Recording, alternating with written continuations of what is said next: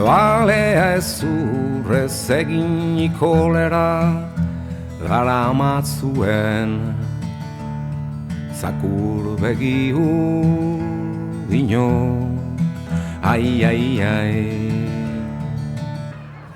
Benetako iraunkortasuneruntz. 2010ko apirilaren 17an, 21. mendearen bigarren hamarkarra hasi barri dugunean, Otxandiotarrei zuzentzen gara, Otxandio maite dugulako eta bizigaren ingurune zoragarri honetaz gozatzen jarraitu nahi dugulako. Indarrean dagoen garapen ereduak, neoliberalismo basatiak, inoizko desoreka sozial handienak sortu dauz. Milaka gizon emakume pobrezia eta heriotzara kondenatuz. Aldi berean, lur planeta krisi ekologiko larrira eraman dau.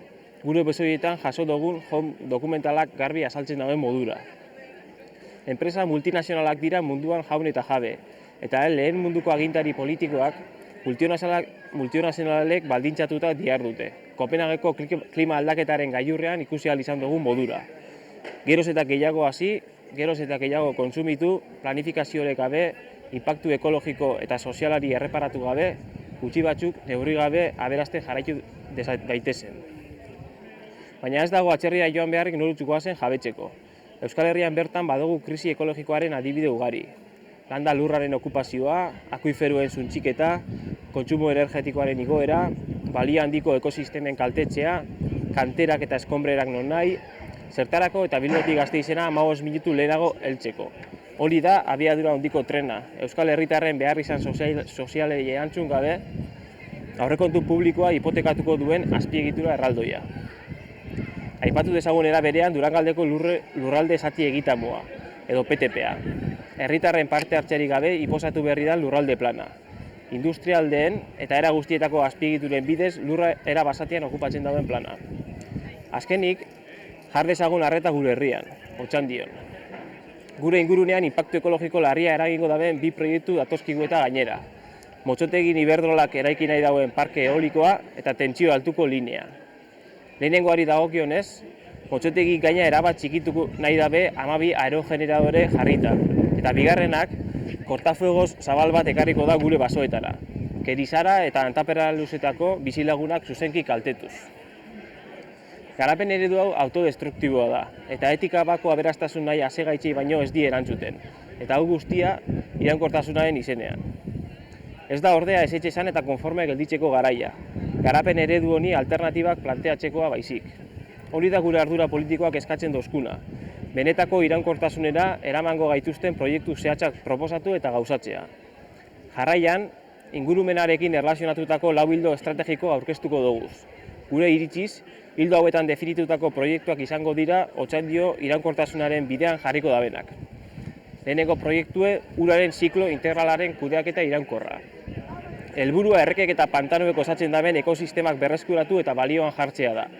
Hori lortu ahal izateko 3 lehentasun finkatu doguz.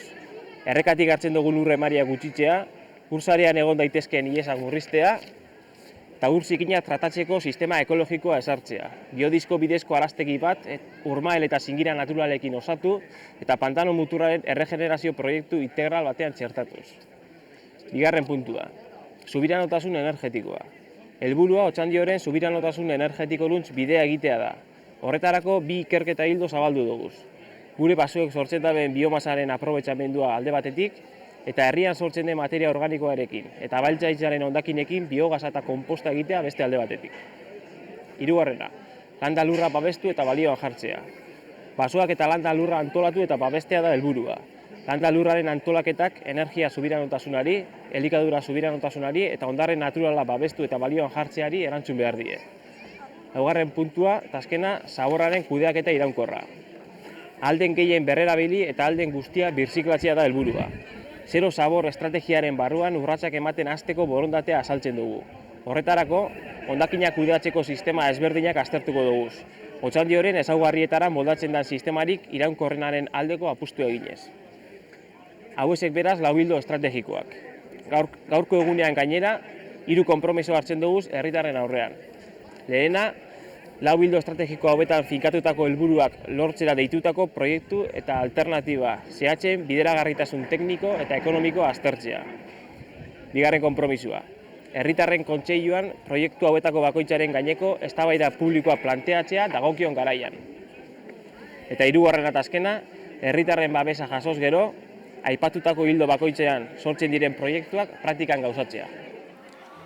Beste barik, otxondio 2010ko apirilaren 17.